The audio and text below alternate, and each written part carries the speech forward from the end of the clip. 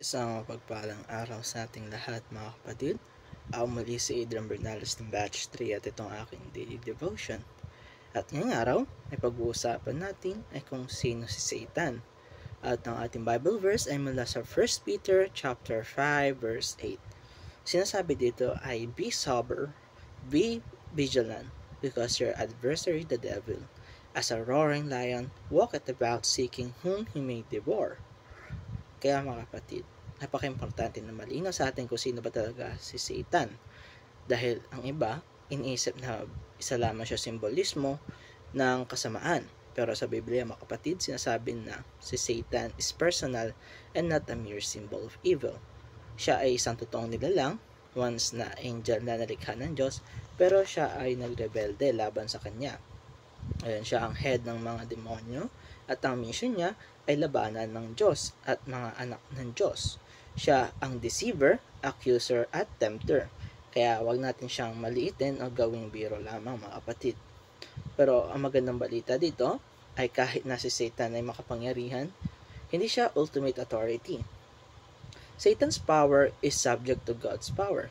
Ibig sabihin, kahit anong gawin ni Satanas ay limitado lamang ang kanyang kapangyarihan.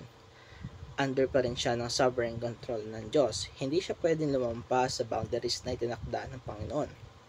At higit pa doon, na-defeat niya na o natalo niya na sa cross ng Calvario si Jesus nung siya ay namatay at muling nabuhay.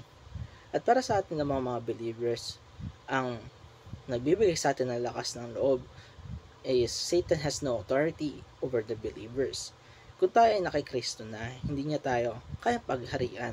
Pwede niya man tayong subukan tuksuhin, guluhin ang ating isipan, at i-accuse tayo. Pero hindi niya hawak ang ating destiny o ang ating fate. Kasi si Kristo na ang nag-secure ng victory natin. Ang laban natin ay tapos na, panalo na si Jesus, at kasama tayo dun sa tagumpay na iyon.